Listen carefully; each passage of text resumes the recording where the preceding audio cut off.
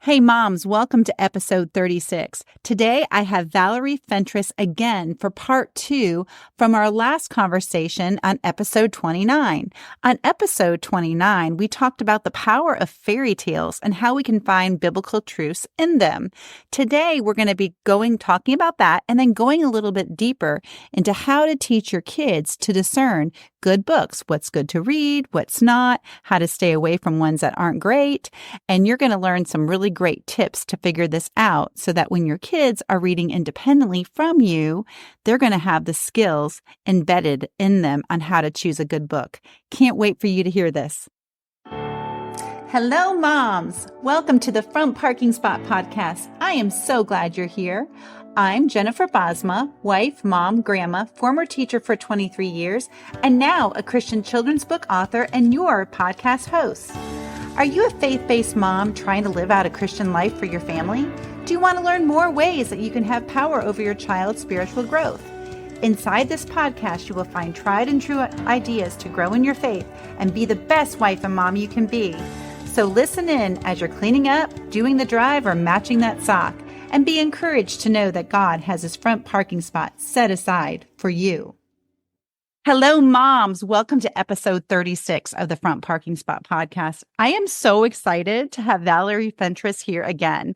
Valerie was on episode 29, and that was on May 30th. And we were in such a great conversation about fairy tales and how they are so important to use when we read to kids. And they have all the elements of a good book. They have a problem, they have a solution, they have a hero, they have a villain. Well, Valerie is going to share with us today. I'm going to have her share a little bit about herself, but she shares biblical truth through simple stories like fairy tales. So welcome back, Valerie. Tell the listeners all about you to remind them about who you are and what you do.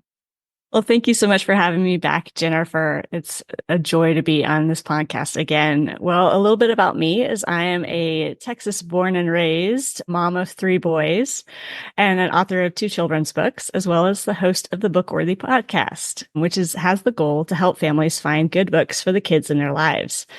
And like we talked about on episode 29, kind of the goal of the podcast is to help families find good books. And that includes looking at what books are on the shelves and trying to find the good ones. And it is getting a little more challenging out there. But as we talked in our last conversation about how fairy tales are great tools to teach our kids many positive things. So we talked about how fairy tales teach kids to be resilient and good problem solvers, how they help bridge cultural boundaries and build an understanding of stories that will lead to reading fluency. But fairy tales don't stop there.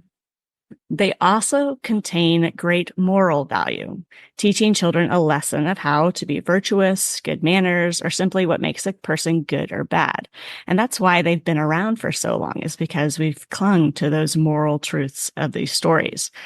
And fairy tales do this so much better than a modern tale, since they tend not to water down consequences, but exaggerate them to make a point clearer. Like a wolf eating grandma, it makes it a little more extreme. But children love these clear definitions because the world we live in is not always clear. And this is the one thing I find really important about reading fairy tales to my kids is it allows them to grow in an understanding of what is real and what is fiction.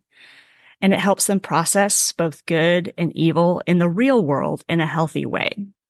So fairy tales are important for our kids' mental and emotional health because fairy tales meet kids where they are and how they are exploring their world.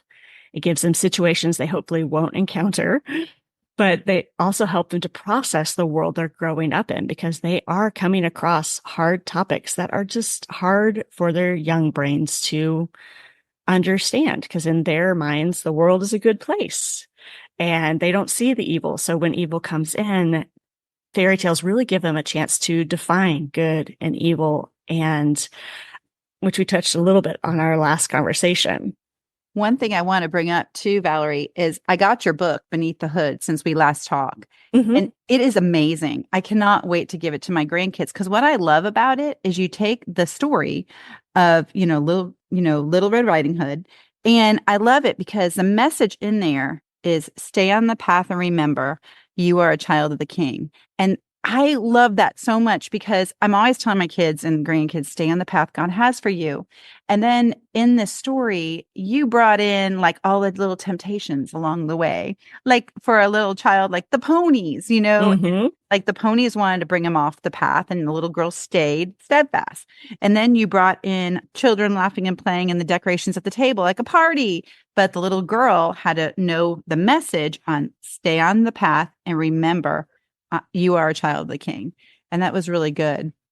Yeah, it's one of those things is to take something so familiar as the story of Red Riding Hood and go a little deeper because we are in a world that is trying to distract us from truth, to take us off, God's path. And it is easy. And just to be constantly reminded that we are children of the King, that our identity is in Christ is a message that I didn't really come to grasp until I was an adult. But if I could have had that confidence as a child, I don't know, I would have had a different story, I think. Right, right. Well, and it's one of those things is, as we look at the books and things that are out in the world today, I think we can all agree that our culture has kind of shifted away from the Judeo-Christian values that have fueled many of the classic children's stories that we love. And this shift has a large effect on our entertainment from books to screens, which has created an ever-expanding gray area, which is of what is considered good and bad and right and wrong. And our kids are really feeling the effects, which have caused parents, me included, to be more cautious with the books that I bring home. But there's so many books, and sometimes you don't know which book goes against your family's beliefs until you get it home, especially once you get to middle grade and YA books for preteen and teens. And I thought for a while, well, I will just pre-read all the books my kids read. Well, this became impractical as my middle son started to outpace me in books Right. because he is still young and has the blessing of more time to read. And as I'm podcasting and writing more, I had to come up with a way to give my bookworm both the freedom to choose books that he would enjoy and for us to be discerning about what messages in the books he was reading. So we developed a pattern to help him and me feel a little more at ease at the books that he was reading. And we started by looking at book reviews, but not just looking at the good ones. We try to look at 3 reviews from each star value because not everyone writing reviews holds our same values. And some books just don't have very many reviews, which this is a little minor plug for book reviews because they are so powerful. Granted, a 1-star review about a book being delayed or arriving damaged is not very helpful. But tactfully communicating that a book has elements of same-sex attraction or some unbiblical ideas is very helpful. Then once we've looked at the reviews and made sure we're in the proper age range, my son and I decide together if it's a book he can read. And if I have concerns, we read it together as a family and stop and talk about any concerning ideas that come up along the way before we decide to continue reading or to stop. We've had some misses and some wins along the way, but even the books that introduced dark and confusing ideas became opportunities to remind my sons of what is true and who we look to for truth. But what gets hard to remember is that it's not so much the books that our kids are reading, but how we are training them to discern the information they are given, whether from a fantasy book or from their school teachers. So C.S. Lewis is quoted saying, "Children are not deceived by fairy tales. They are often gravely deceived by school stories. Adults are not deceived by science fiction, but they can be deceived by stories in women's and men's magazines." And that just hit me really hard. And it's one of those quotes that helps me take a breath when the enemy kicks my anxiety into high gear when it comes to what my kids watch and read. But I knew as a parent, I didn't want to avoid the hard topics that our culture throws at us, but to help my kids be able to discern what is true, no matter what they hear or read. That they know to turn to God and the Bible as the source of all truth. And this is a process that our kids must go through to discover a Christian worldview that will last beyond our children's time inside of our home. Now, when I was trying to find a verse to point your listeners to, when I was thinking of this battle for our kids' hearts and culture and books, God was so amazing to point me to John 17. And this is while Jesus is in the Garden of Gethsemane praying before he's arrested and taken to the cross.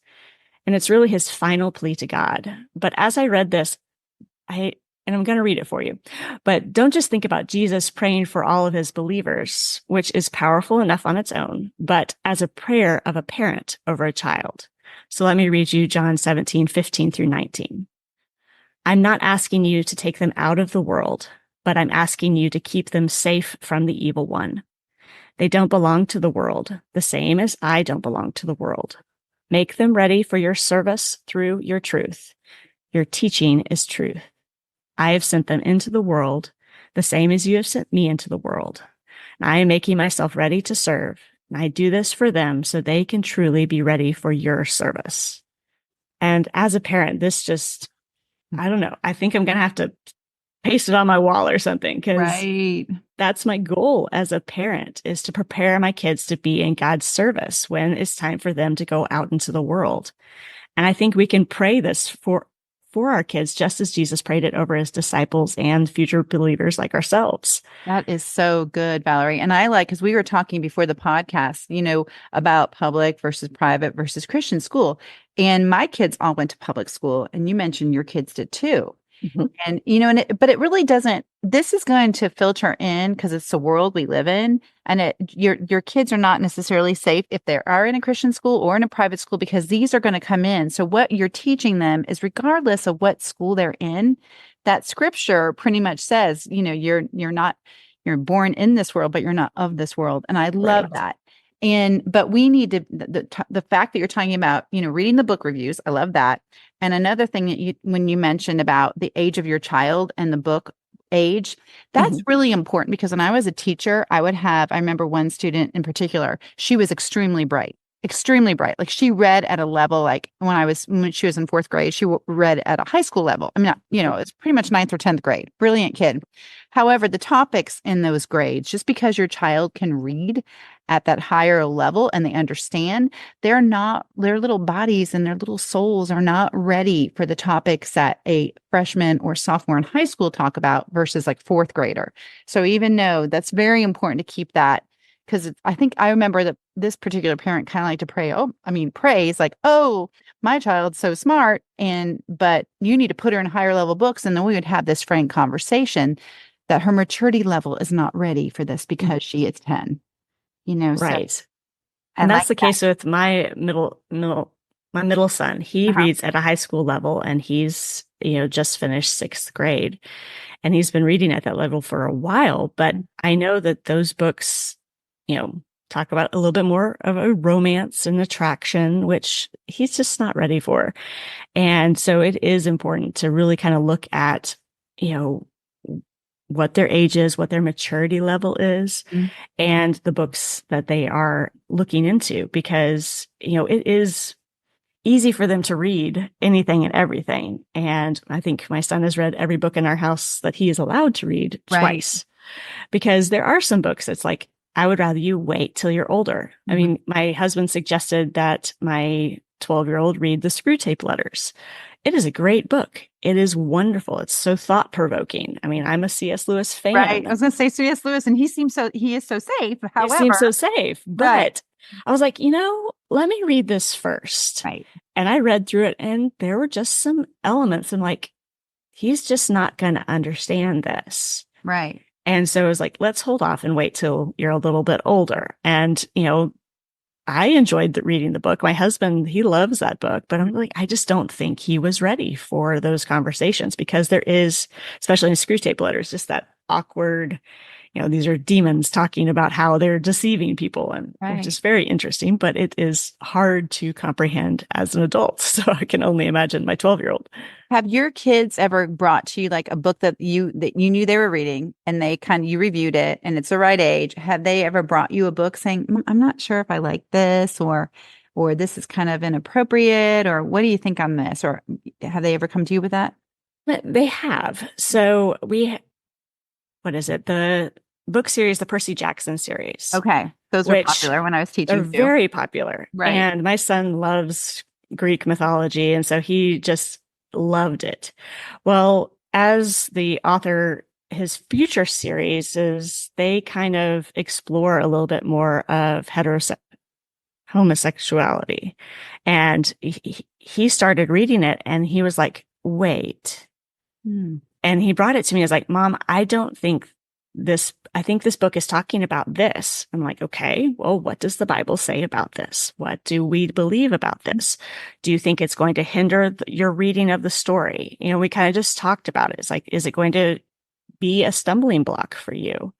And as we talked through that and, we read it as a family, or at least one of the books as a family, and we addressed those awkward conversations. Right. And just because, like I said, I want to be able to walk with my kids in these hard topics because they're going to be faced with them. Even with the election coming up, there's going to be so much coming at our kids, even in their schools, because this election is going to be so polarized. And it is just one of those teaching our kids to not just take what everybody says as truth, but to be like, okay, I see that's what you think, but let's compare it to truth. And, where are we finding our truth? And so it's just one of those skills we need to teach our kids, is to be discerning, to be able to not fear these hard topics that are coming up in our world, because as we get closer to Jesus' second coming, or what we call second Christmas at our house, is that, we are going to just come up on these harder and harder topics, and allowing our kids to face those hard topics in our home in a safe environment before they head off to college or head out into the world is going to prepare them so well for staying on course, staying on the path, kind of like we talked about with my book. Right. And I like too, because when my kids were small and even my grandkids, I'm seeing my daughter and my son-in-law doing this. They bring up some topics, and then depending on their age, you address them. You don't shy away. I remember one mom I heard say, "Oh, we'll talk about that when you're in 5th grade." No, if they bring up something about, this person has 2 mommies and how does that work? Then you need to have a little answer for them to point them to truth. However, you need, you don't want to, if they're 4 years old, you keep it at a 4-year-old, like what they're ready to hear. Right. But you don't shy away from it. Just say, oh, they're just friends. I mean, you have to, be as a Christian in this world, you have to be able to discuss like what the Bible says. And the more we teach our kids the Bible, they're not going to be confused when the counterfeit comes in. Right. The Bible is clear about all these things. And I read somewhere that bank tellers, they show them, they teach them counterfeit bills over and over again. So now when someone comes and they give a counterfeit bill, they know it immediately because they know the real thing. Yeah, I love that analogy that they, have bank tellers look at the real deal and investigate it and, pick out the details and just spend so much time on the real thing so that when something fake comes through, it's just obvious. And I think that's what we need to do with our kids these days in the world that we're living in, is continue to point back to truth, not in a Bible beating, my way or the highway, but let's have a discussion. Let's talk this through. Where does this come from? Why do we call this, wrong or sin, or, why do we do that? And not to be, because our kids need that validation that their questions are real and they feel them big, because like the example you said earlier, they can have friends at school that have 2 parents of the same sex, and they could be really good friends. And, it's like their friendship with that child is not dependent on the relationship of the parents in the home, but how we handle and how we communicate and how we spend time with them might be a little different. And so just opening those doors of communication are so critical, not just with, the people in school, but, the books we read, the shows we watch. And we've had many situations where we're like, okay, pause that show real fast. Right. Talk about it. And be like, TV okay, shows. What is the motive of this show? And, it's just kind of talking because they're just watching to watch. They're not really seeing deeper levels, because we as adults, we're going to look at movies and read in books, and we see the deeper meaning in certain things, which is what makes some kid movies lots of fun for adults too. But those ideas, those counterfeit thoughts are kind of slipping in, and it's like, okay, being willing to pause and say, hold on, let's talk about this is important, because the more we get our kids to think things through rather than being told no or yes or don't or avoid this, the more they're going to be discerning as they grow up, and whether they're in public school, Christian school, or homeschool, just to be able to discern what is good and what is evil, what is right, what is wrong. And there's scriptures on that too, like what is good and acceptable and perfect. That's what you want for them. I remember you bring that up about having your kids watching TV with you. I think my girls would be like, Mom, we're not getting into this deep level, but I would stop and I'm like, why do you think this is wrong? And they would sometimes like, Mom, we know. I'm like, we're just watching it for entertainment. I'm like, well, they're presenting something here that is contrary to what you know is truth. And this is why we're talking about it. And so, I would put those in and we'd start it back up and then I would stop it again and say, okay, maybe we should just turn this off. But I think that was making them, even though they were teenagers at the time, high schoolers, and it was annoying them but I was parenting them. And that is why I think, they have become discerning.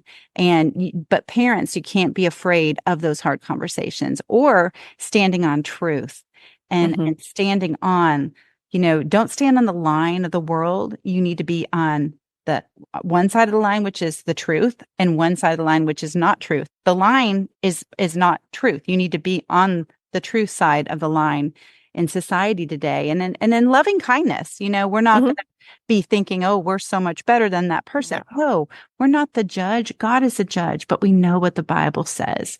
We know the real truth. So good. And I love how you're doing this with books. So great.